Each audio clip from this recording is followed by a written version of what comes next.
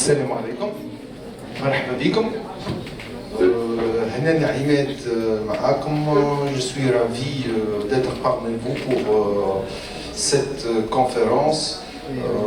Je suis du domaine digital numérique. Je vais fêter prochainement 30 ans de carrière. Et durant ces 30 ans, j'ai presque suivi l'évolution du marché, de la technologie, du digital, les technologies émergentes, les technologies innovantes. Donc j'espère avec cette conférence, je peux vous aider à faire un choix pour votre carrière professionnelle dans l'IT. Ouais. Donc, je pense que choisir une carrière professionnelle, c'est l'une des décisions les plus importantes dans la vie de nous tous. Début de carrière pour le jeune informatique, pour le jeune, pour l'étudiant, c'est tout ce qui, c'est pour lui. Est-ce qu'il va vraiment réussir sa vie prochainement ou non? Dans le monde. Donc,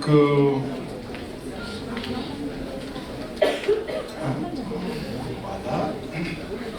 Donc, c'est une casse-tête. Le choix pour choisir une carrière, c'est une casse-tête. Par où je commence, qu'est-ce que je dois en avoir comme de la formation, comment je dois commencer. Donc on va essayer de voir le sommaire, il n'est pas très consistant. Donc on va voir les défis de la transition vers un nouveau paradigme mondial, les technologies émergentes alliées à cette transition et choisir une carrière dans le domaine de l'IT vs cette transition. Donc le paradigme mondial, en fait, pour ceux qui ne connaissent pas le terme paradigme, elle a beaucoup de significations, mais pour donner une description simple, avant par exemple, nous vivons dans une famille, à côté des parents, on habitait toute la famille dans une seule maison, nous n'avons pas de smartphones, donc la vie elle est un peu classique, donc ça c'est un paradigme. Aujourd'hui, c'est un autre paradigme, c'est-à-dire donc pour tout simplement donner la définition de paradigme. Donc nous avons changé maintenant beaucoup de paradigmes que nous avons vécu avant.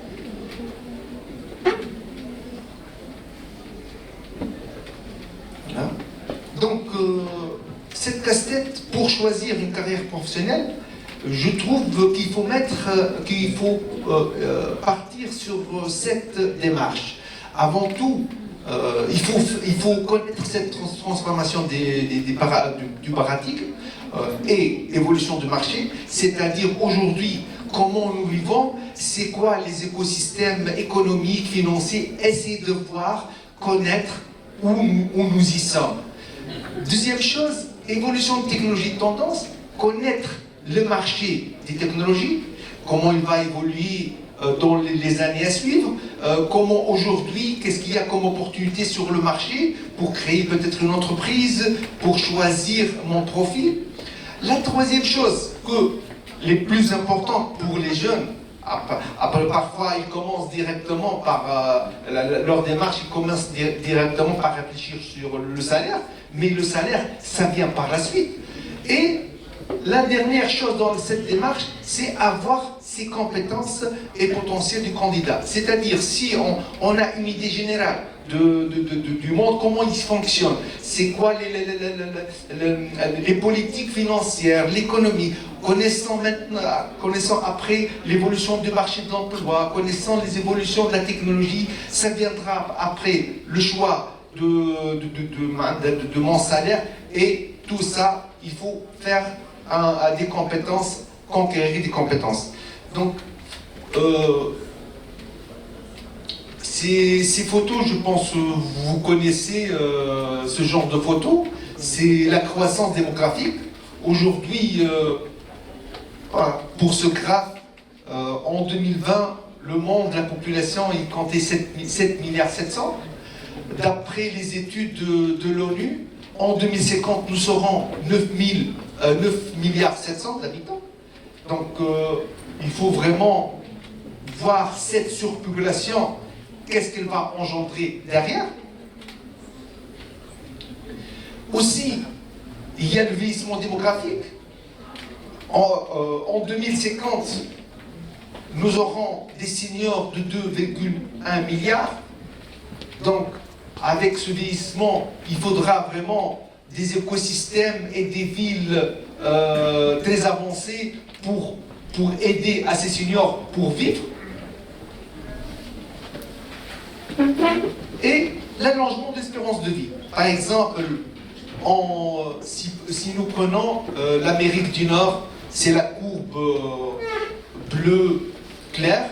En 1950, l'espérance de vie, c'est 68. En 2020, c'est 82. Et on prévoit en 2050, c'est 85 ans. Vous essayez de voir cette surpopulation, ce vieillissement de la population. Donc, il y a derrière des impacts sur plusieurs plans. Impact sur, par exemple, sur l'environnement. Il y a une pression accrue sur les ressources naturelles, l'eau, les terres d'agriculture, les forêts. Il y a aussi une augmentation de la demande dans l'énergie. Aujourd'hui, par exemple, même dans les pays développés comme la France, on essaie d'optimiser dans les maisons, on essaie d'optimiser l'utilisation d'énergie. Par exemple, celui qui, je dis un exemple, celui qui utilise la climatisation, le chauffage toute la journée, il y aura une amende. Aussi, pour la Tunisie, on vit une pénurie d'eau. Donc, si on ne va pas bien exploiter toutes nos ressources, donc dans quelques années, il y a une grande famine. Il y a un impact aussi dans la santé. Vous voyez cette image, la saturation des hôpitaux, avec un manque et une pénurie des médecins, avec l'évolution des malades et tout. Donc, nos systèmes ne sont plus up-to-date pour gérer cette pression dans les systèmes de santé.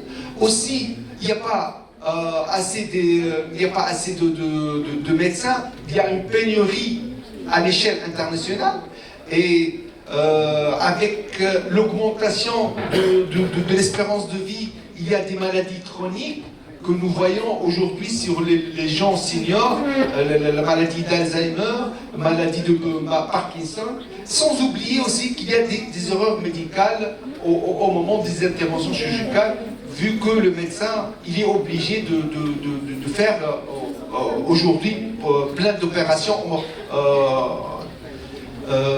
Il y a aussi un impact sur le transport. Donc il y a une congestion de pollution. Il y a les infrastructures, une saturation au niveau de l'infrastructure. Et cette congestion, elle a donné une augmentation du taux d'accidents. Aussi, il y a un impact sur l'industrie. Donc avec le vieillissement, il faut vraiment développer beaucoup de médicaments, faire de la recherche. Et on a besoin beaucoup de travailleurs dans l'industrie pharmaceutique. Donc tout cela, ça nous met en face des enjeux pour demain. Comment vivre une bonne qualité de vie pour demain? Donc, comment résoudre ces problèmes de surpopulation, de congestion, de moyens de transport et épuisement? Il faut innover nos systèmes. Donc, innover, lorsqu'on parle d'innovation, c'est les technologies innovantes avancées qu'on va utiliser. Et pour résoudre ces impacts, il faut vraiment réfléchir à mettre en place, à créer des villes intelligentes qu'on appelle Smart City. Donc Smart City, c'est une ville intelligente qu'on appelle ville durable, ville connectée, qu'il est possible de s'administrer automatiquement tout seul. C'est-à-dire s'il y a par exemple un accident de route, par exemple l'infrastructure, elle peut il y a de l'intelligence artificielle, elle peut vraiment s'adapter automatiquement sans intervention de l'être humain. On peut anticiper du prévisible, le prévisible. C'est-à-dire, s'il y en a des inondations et tout, on peut tout prévoir à l'avance avec les technologies qu'on va voir. On peut tout prévoir pour administrer ces catastrophes et minimiser les dégâts humains. Donc vous voyez par exemple en bas, c'est une salle de contrôle municipale pour superviser tout le système. Donc Smart City, si en fait c'est quoi? Vous connaissez que ça veut dire système d'information? Si par exemple je vais déployer un hôpital, le système nerveux ou la colonne vertébrale d'un hôpital, c'est le système d'information. Toute entreprise, elle doit avoir son système d'information où il y a la connexion de toutes les applications ERP, l'application CRM. Donc, chaque entreprise, elle a un système d'information. Et le système d'information de Smart City, c'est englober tous les systèmes d'information de tous les services. Par exemple, si on a le ministère de l'Intérieur, on a les hôpitaux, le secteur de la santé, on a le secteur du transport qui est le ministère. Tous leurs systèmes d'information, ils seront connectés sur un seul système et pour faciliter et rendre agile la prise des décisions. Donc, la définition, donc Smart City, ville intelligente, est un concept qui est apparu, ça fait des années. Donc, c'est une ville qui utilise les technologies d'information pour améliorer la qualité de vie des habitants et pour gérer efficacement les ressources. Bon, je ne sais pas. Donc, Smart City, lorsqu'on parle du projet Smart City, il y a plusieurs projets, plusieurs composantes. Donc, on parle du Smart Health, la santé intelligente, Smart Mobility, le transport intelligent, Smart Economy, Smart Government. Et tous ces Smart, lorsqu'on parle des Smart, c'est qu'il y a derrière l'utilisation, une grande utilisation des technologies qui sont l'intelligence artificielle, le metaverse et les jumeaux numériques. Il y en a plein d'autres, mais c'est des trois technologies émergentes qui font le boom aujourd'hui et pour les années à venir. Donc, et ce concept de Smart City, c'est les GAFAM, les grands éditeurs de la technologie qui sont derrière parce qu'ils vont récolter plein de business derrière. Donc, l'intelligence artificielle, vous savez tous, l'intelligence artificielle, aujourd'hui, qu'est-ce qu'on veut de cette intelligence artificielle? C'est fabriquer ou construire des machines intelligentes, des machines qui simulent l'intelligence, qui peut simuler l'intelligence humaine. Donc on trouve aujourd'hui l'intelligence artificielle, elle est partout, dans tous les domaines, et elle facilite et elle améliore les diagnostics dans la médecine, elle améliore les flux de trafic dans le transport. Donc une définition simple de l'intelligence artificielle, elle correspond à un ensemble de technologies qui permet de simuler l'intelligence artificielle pour accomplir automatiquement des tâches de perception, compréhension, prise de décision. Donc aujourd'hui, un être humain, lorsqu'il conduit une voiture, il a besoin de trois aspects. Il doit percevoir devant lui qu'est-ce qu'il y a dans la route, il doit comprendre ce qu'il y a et pour décider. Une voiture par exemple autonome qui comporte une intelligence artificielle, elle doit avoir les aspects de l'être humain. Elle doit connaître ce qu'il y a sur la route, elle doit comprendre pour qu'elle agisse. Pour le metaverse, donc c'est une technologie qui est composée de deux termes. Le méta-univers, c'est un réseau d'environnement virtuel. Il englobe un réseau virtuel des personnes. Ces personnes, on les appelle des avatars. Aujourd'hui, nous avons des réseaux virtuels, ça existe aujourd'hui. Donc, pour le metaverse, en fait, c'est une réalité virtuelle pour connecter plusieurs utilisateurs en même temps. Et par exemple, la photo qui est en haut à droite, en fait, c'est une formation où il y a des gens qui assistent avec leur avatar et ils font des conversations et tout. Donc, ici, par exemple, on utilise l'intelligence artificielle parce que pour quelqu'un, lorsqu'il parle, il y a de l'intelligence artificielle pour comprendre les paroles et les traduire. Donc,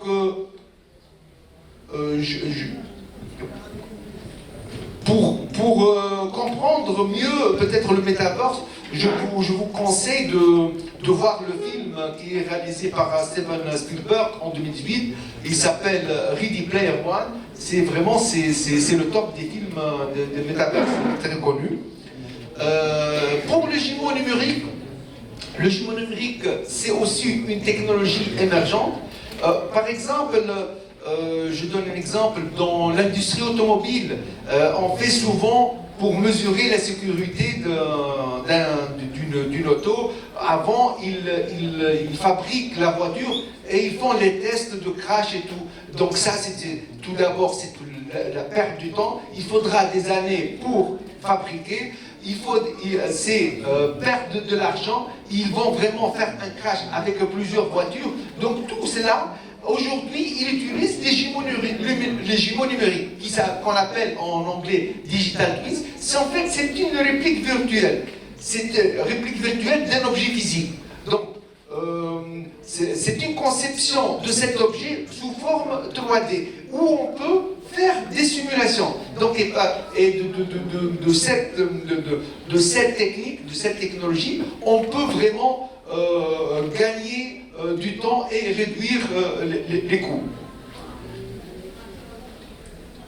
On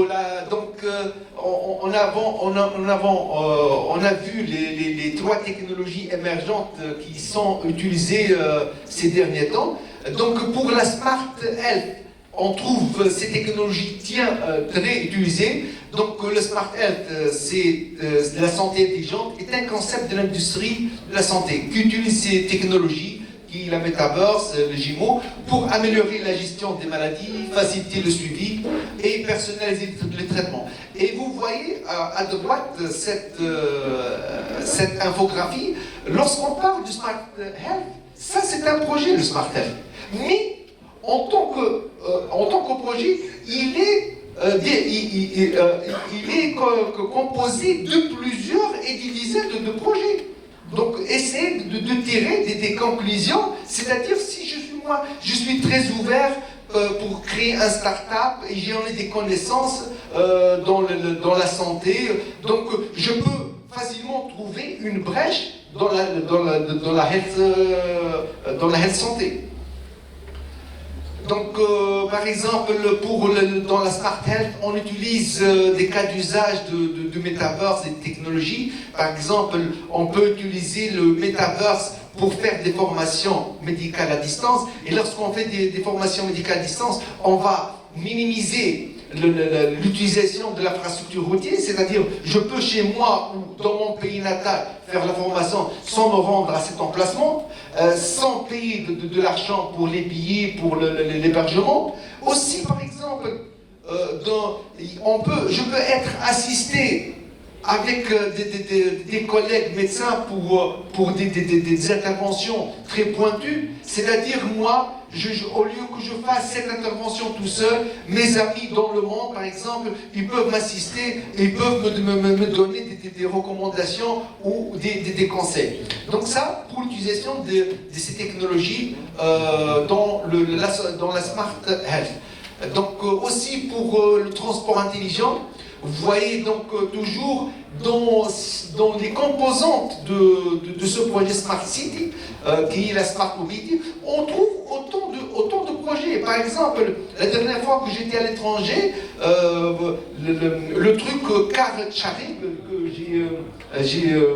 j'ai remarqué cette dernière fois, comment c'est les quartiers. C'est un modèle de business, que c'est pas la peine que j'achète une voiture, j'en ai besoin d'une voiture avec une application, je peux trouver une voiture libre, qui est évidemment chez Liquid qui font le car sharing, et je peux directement à distance la réserver, je fais la recherche, elle se trouve où avec le Google Maps, vous voyez, donc tout ça, ces modèles, ça donne des idées à développer votre propre plateforme. Donc, le Smart Mobilité, c'est pour faciliter le flux de circulation, pour optimiser l'utilisation, pour gagner du temps. Donc, je peux donner des exemples comme pour la Smart Mobility, le Singapour, qui est un pays qui compte 5 millions d'habitants. Il est classé première dans le monde dans le Smart Mobility. Donc tout est digitalisé, il utilise beaucoup les métaverses. Par exemple, avant de construire une infrastructure ou une autoroute, il utilise les métaverses, l'intelligence artificielle, pour faire des simulations. Ils vont développer, ils vont concevoir des infrastructures, ils vont faire la simulation avec le métaverse et avec les jumeaux numériques pour voir les impacts des accidents, les impacts en cas il y a des catastrophes, donc comment les gens vont se comporter. Par exemple, pour le taux de mortalité, on a dit pour les smart mobility, ils peuvent réduire énormément le nombre d'accidents, le taux de mortalité. À Singapour, en 2000 par exemple, sur un chiffre de 100 000 habitants, il y a un taux de 6,5 de morts. En 2019, c'est presque le 1/3, c'est 2. En Tunisie, en 2000, nous étions au rang 23.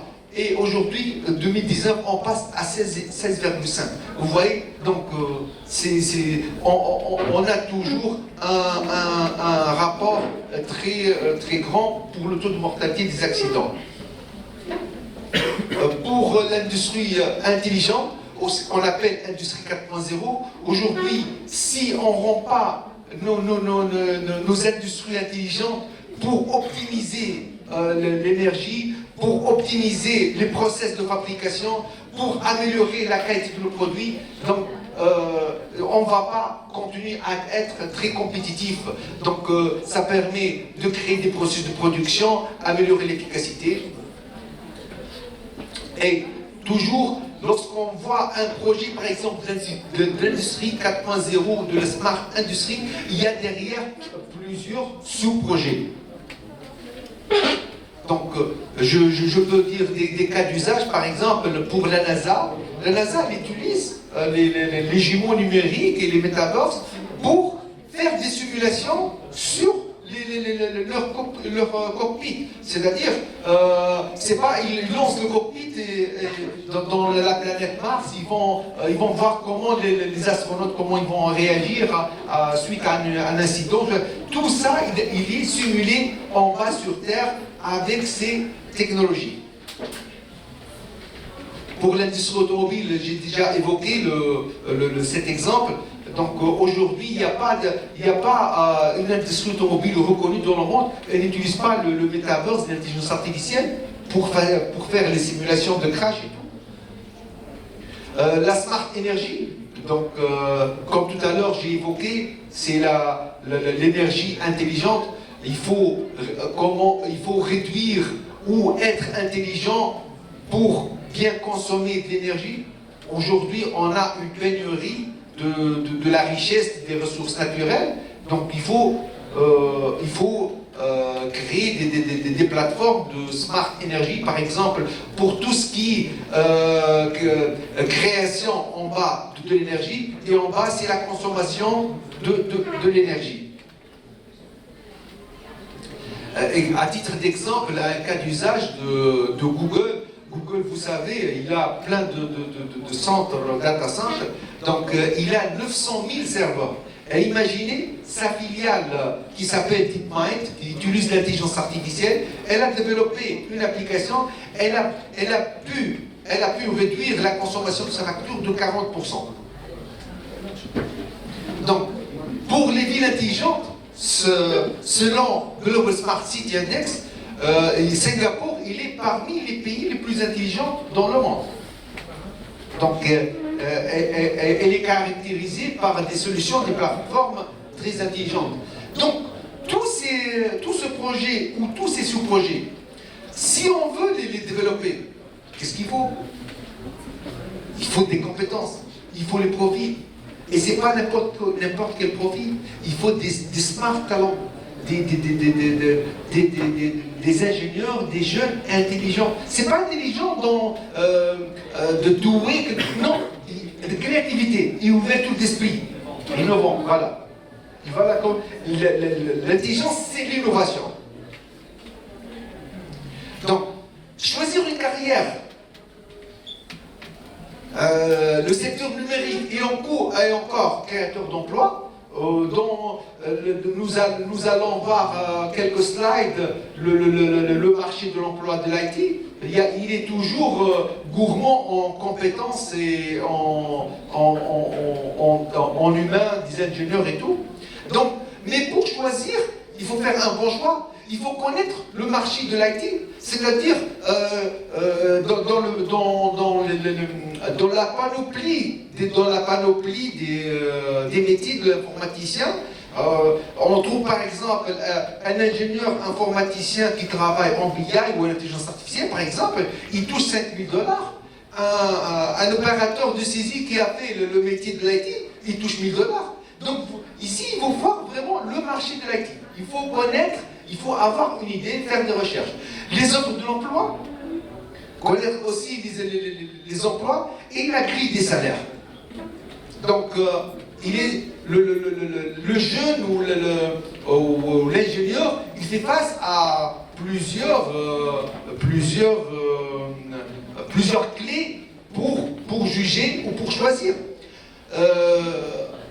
Ce graphique, il montre la guerre entre les deux puissances dans le monde, qui est la Chine et les États-Unis.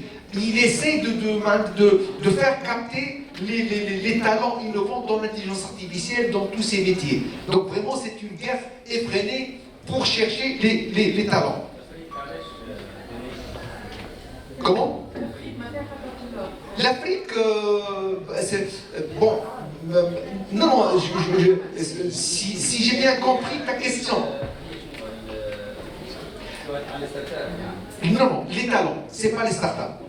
Ah, les compétences, les talents innovants. Non, il y en a des Tunisiens, mais par rapport à la portion, par exemple, les GAFAM, Microsoft ou la Google, il y a une minorité. Par exemple, Google, il y a 2 Tunisiens par rapport aux Chinois ou aux Indes, une vingtaine.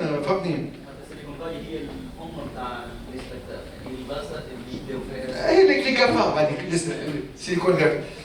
donc les GAFAM du côté USA et du côté Chine, tout ce qui est Baidu, tout ce qui est Alibaba et tout. Donc vous voyez là, il faut tirer des constats. C'est-à-dire le choix, si je veux faire vraiment par exemple, je souhaite faire une carrière à l'échelle internationale, je sais, je dois connaître le marché, je dois connaître où le potentiel.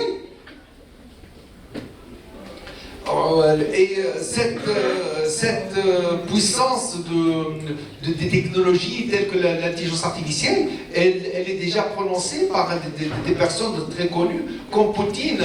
Il a dit en 2017, celui qui sera le leader de l'intelligence artificielle sera le maître du monde. Aussi pour François Hollande, les nations qui maîtriseront l'intelligence artificielle sont les puissances de demain. Donc vous voyez ici, la puissance des pays, elle est associée à la bonne utilisation des technologies innovantes. On voit ici le top 10 des pays qui investissent dans l'IA. En haut, il y a la Chine et l'USA. Il y a des investissements en milliards, 150 milliards investis jusqu'à 2030 dans l'intelligence artificielle, suivi par l'USA. Bon, nous ne voyons pas des pays de l'Afrique, ou même la France, elle est loin de ces 1,8 milliard.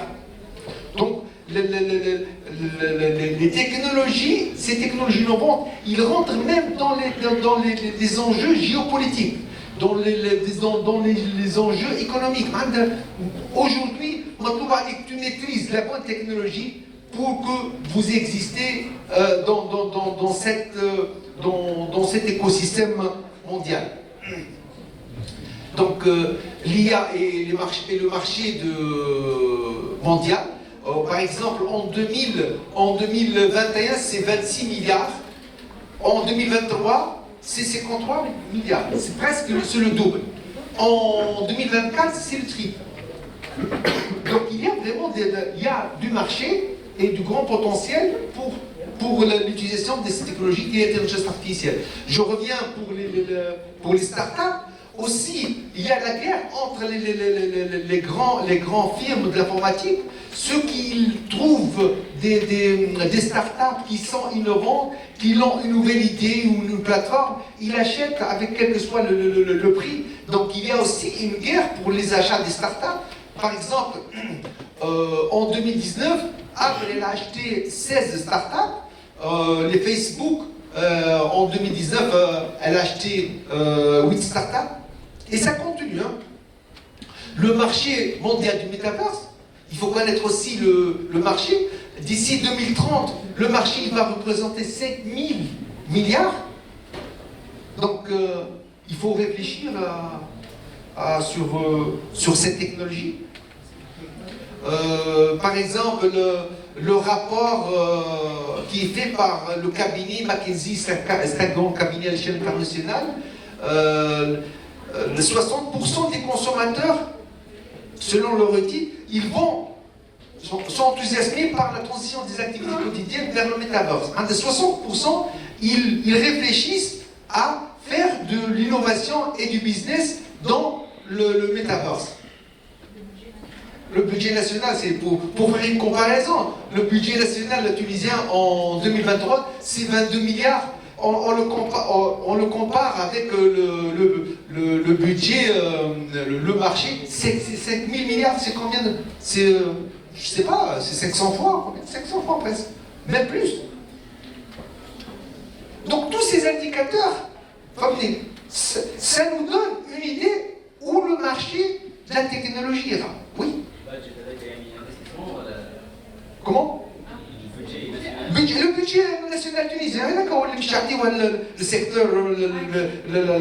le secteur de la santé, le secteur du transport, avec 22 milliards, je pense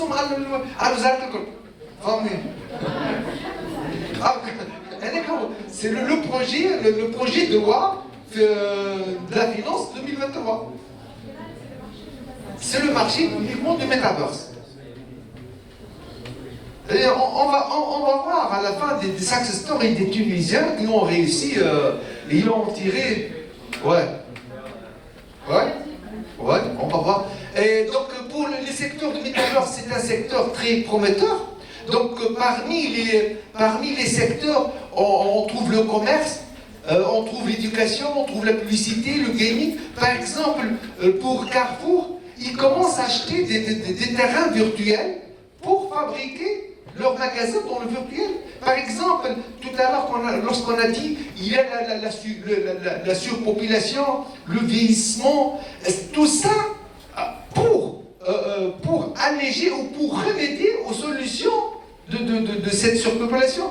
Carrefour, par exemple, lorsqu'elle développe,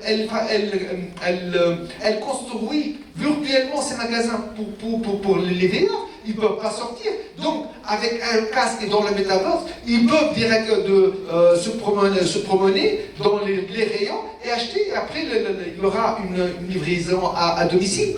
Donc, vous voyez, tout ça, aujourd'hui, est possible. Il faut développer des solutions et des plateformes.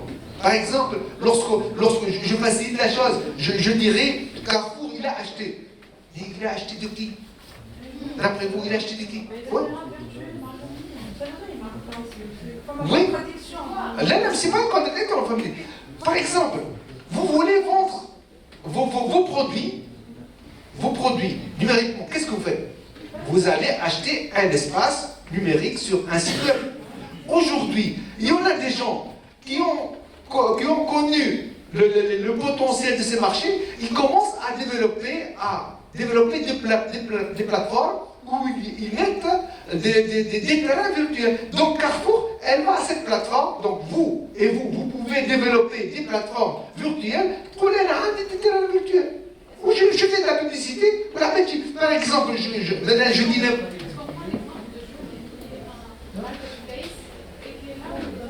Marketplace, c'est un site actuellement, commerce électronique, comme Amazon. Mais le virtuel, c'est-à-dire, c'est quelque chose, physiquement, elle n'existe pas. Oui, tout ça. Comment on ne pas. Donc, par exemple, je peux dire l'idée de commencer à réfléchir à créer des plateformes. Par exemple, à l'époque, je ne connaissais pas, par exemple, l'achat des noms de domaine. À l'époque, c'était en 96. Mais je crois qu'un ingénieur, je trouve l'ouverture d'esprit et le flair. Je crois par exemple Samsung, j'ai le domaine تاعها Samsung.com, j'ai tout mon ingénieur informaticien اللي عمره مثلا 20 سنة. J'ai pas le domaine. Parce que les gens, ils يفهموا à l'avance comment le marché va développer. J'ai un ingénieur informaticien, il y a un potentiel. Je vais réserver Samsung.com parce que je sais que lorsque Samsung elle va développer leur site, je n'ai pas le domaine Samsung.com réservé. Donc elle est obligée de chercher un ingénieur informaticien. Donc vous voyez, il faut l'ouverture d'esprit, il faut l'innovation. C'est bon? Ouais. Et il y a aussi le smart building, le smart building, par exemple, tu veux créer, par exemple, tu veux construire un villa,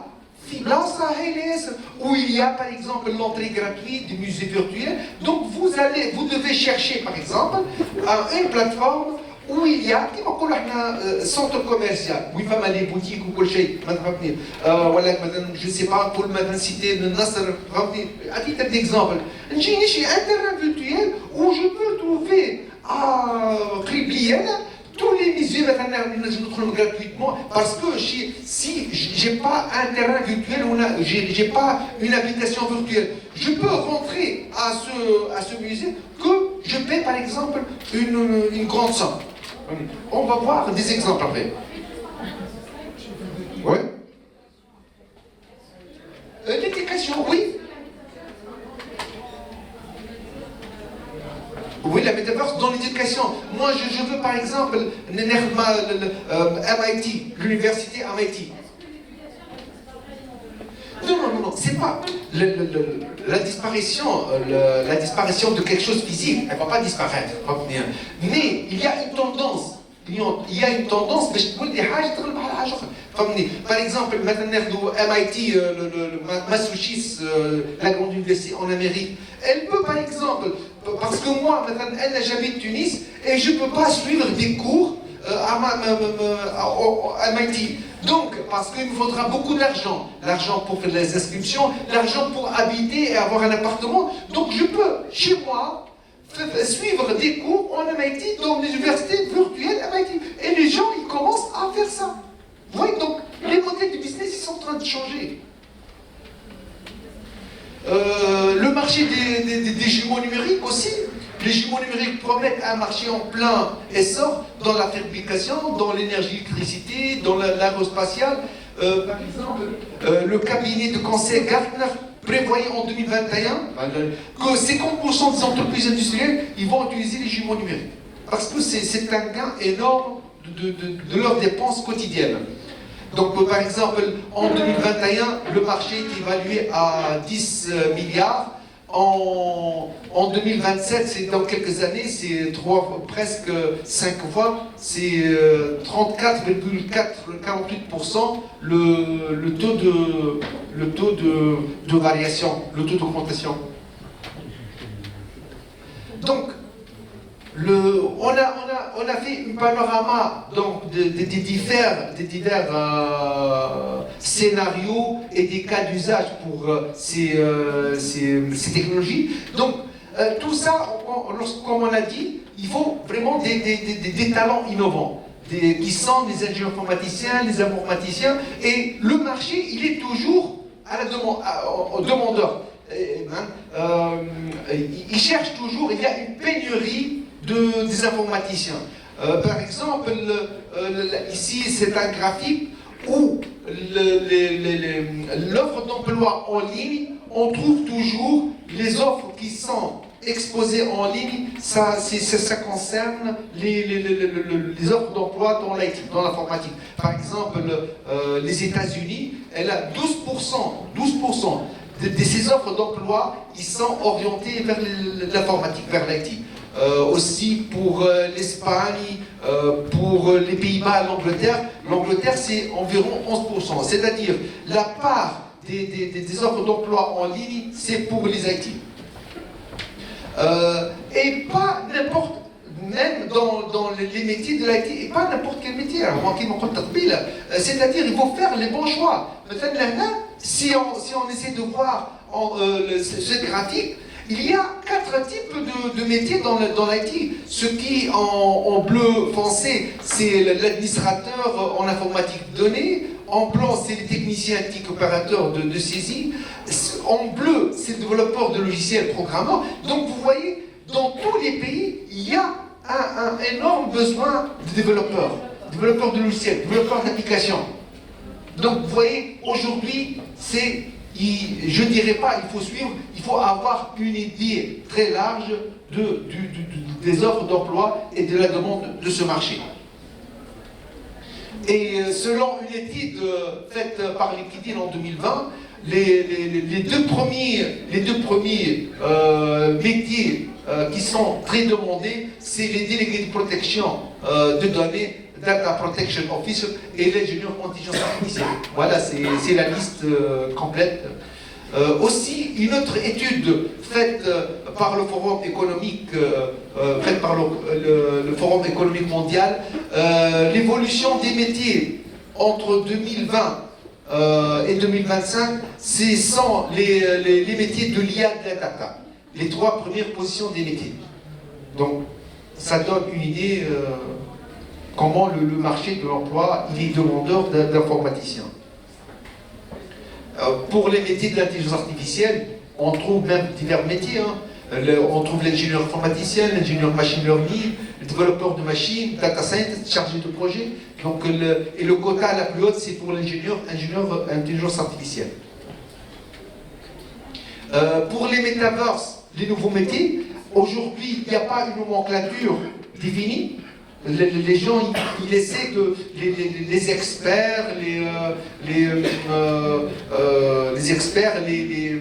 les cabinets de RH, ils sont en train de travailler, de définir une nomenclature pour les métiers de Metaverse. Comme vous le savez, comme vous l'avez entendu beaucoup, il y en a beaucoup de métiers qui vont disparaître et beaucoup de métiers qui vont être créés. Par exemple, pour les organisateurs des Metaverse, c'est-à-dire ceux qui vont essayer de faire la bonne gestion, la création de la plateforme, par exemple Metaverse.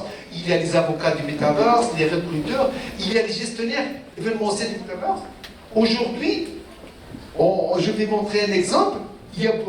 Les gens s'y mettent beaucoup dans la création des événements Metaverse. Par exemple, cet événement il peut être fait en Metaverse complètement. Pour les concepteurs, ce sont les concepteurs qui vont concevoir les plateformes. Comme il a dit notre ami, les clouds, l'utilisation de l'architecture cloud pour créer des Metaverse, parce que les plateformes, ils doivent être hébergés dans des plateformes. Les stylistes pour avatars virtuels, par exemple. Comme aujourd'hui on a les modélistes, on peut trouver les modélistes des avatars. Elles-mêmes, on peut, les top modèles et tout, les grandes marques, les grandes marques qui travaillent aujourd'hui pour développer des vêtements, des avatars. Par exemple, comme voilà, c'est le rappeur le plus connu dans le monde. Il a fait un concert dans le Metaverse. Et pour son concert, ils ont assisté presque 12 millions de dollars. Imaginez. Fortnite, voilà, la plateforme du jeu. Et quand tu as participé, quand tu as acheté un billet ou... Ah, gratuit. Ah ouais. Donc tout ça, ça donne des idées, mais il faut anticiper là. Si on a نقول لك احنا والله تواسع عندنا الافكار واذكياء، باش نعمل بها اذكياء؟ C'est vrai, mais si tu ne le pratiques pas, tu ne le concrétises pas sur le terrain, on n'a rien fait. Tu fais confiance en soi. Yes, I can, yes, I do. Par exemple, j'ai dit tout à l'heure l'exemple, la ville de Singapour. Singapour, en 1953 ou 1967. Aujourd'hui, Singapour est classé parmi les pays les plus développés dans le monde. Parce qu'ils ont travaillé. Non, tout à l'heure, notre collègue, il a dit quelque chose de très important. Je n'ai pas sur Facebook ou je ne sais pas quoi. C'est très important. Uniquement pas pour les jeunes, même pour les parents. Moi-même, par exemple, bon, je dis, parce que intimité, elle a pu distraire, خطره اللي تلقاني نقرا اللي نشد كتاب نقرا ولا الاورديناتور استاذ الجمعيه تقرا وتخدم خذ الكل تمكن معناتها يفو كريي سيت امبيونس شي سوا كيما نقولوا احنا والدينا وقت اللعب لعب وقت القرايه قرايه سي كوم سا فهمتني اذا عندنا طموحات نحبوا نوصلوا سي بوسيبل ما فما حد شيء صعيب في الدنيا هذه فهمتني اليزي باش نخدم يا اخي معاهم في الميتافيرس باش تخدم معاهم في الميتافيرس Oui, c'est possible, je ne suis pas vraiment aujourd'hui un expert de métaverse, mais faites des recherches. Aujourd'hui, par exemple, vous connaissez certainement ChatGPT, par exemple. Vous posez cette question à ChatGPT. Posez une bonne question parce que ChatGPT, je ne dirais pas, mais lorsqu'il ne comprend pas la question, comme une bonne question, il peut vous donner du n'importe quoi. C'est pourquoi mais essayez de composer une bonne phrase. C'est pas grammatical, textuel. Il va vous donner des حاجات غريبة et ChatGPT 4. Donc il faut faire confiance en soi et qu'on travaille. Les métaverses des nouveaux métiers, par exemple le métaverse, il y en a juste, par exemple, à titre d'exemple, ce sont des métiers qui ont été donnés par ChatGPT. Aujourd'hui, tu fais beaucoup de recherches, c'est pas des choses très crédibles. Alors que ChatGPT, il appelle la synthèse. Oui, il essaie d'être plus réaliste. Aujourd'hui, maintenant, un ingénieur en simulation numérique, l'architecte numérique dans le métaverse, comment faire l'architecture d'une plateforme métaverse, le développeur de logiciels de simulation. Donc il y en a aujourd'hui plein de métiers dans ces technologies. Les salaires, on n'a pas choisir. Il veut choisir une carrière, il veut dépendre de salaire. Non, salaire d'origine. Il faut vraiment faire le bon choix. Aujourd'hui, par exemple, si je dis ingénieur intelligence artificielle, senior, c'est-à-dire avec 5 ans, il touche annuellement $114 000, c'est-à-dire $9 000 par an. قداش؟ 21 مليون 5 سنين. Tout est possible. Il essaie de voir plus haut, de mettre la barrière en haut, et il travaille sur son talent. Et lorsque je parle talent ou potentiel, il faut avoir des compétences, des savoirs et des connaissances. Donc, essentiellement, il faut avoir des aptitudes et qualités personnelles, savoir-faire. C'est tout un package pour se créer votre profil et donner plus de potentiel. Et donc, je ne sais pas, vous savez ces personnes?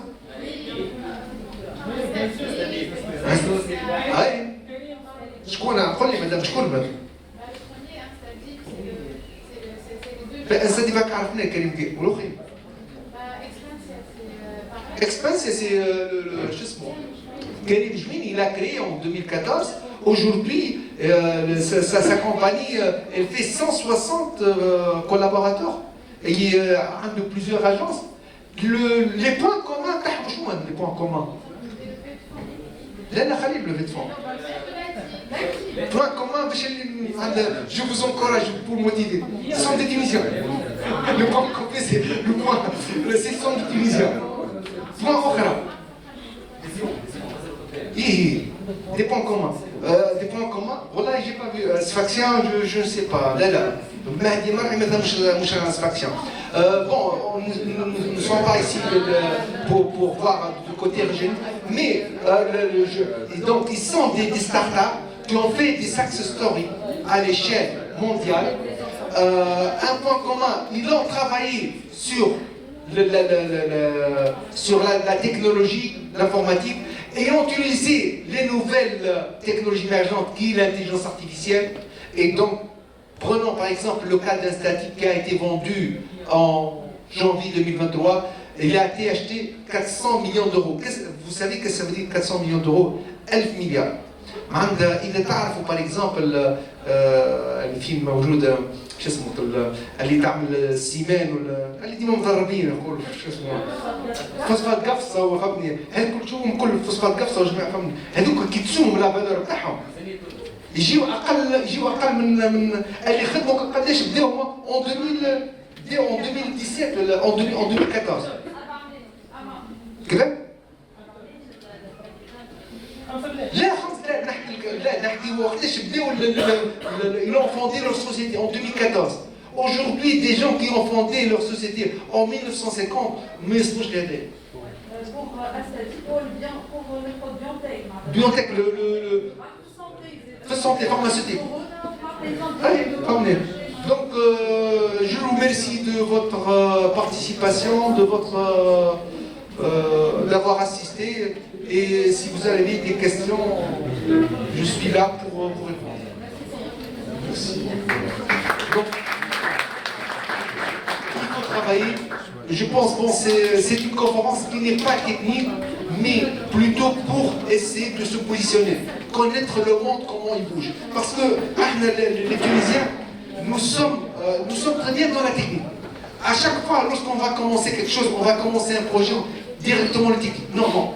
Il faut faire un aperçu général sur l'état de lieu, sur les marchés et tout, pour choisir le bon choix. Et merci, vous souhaite bonne chance et bonne carrière.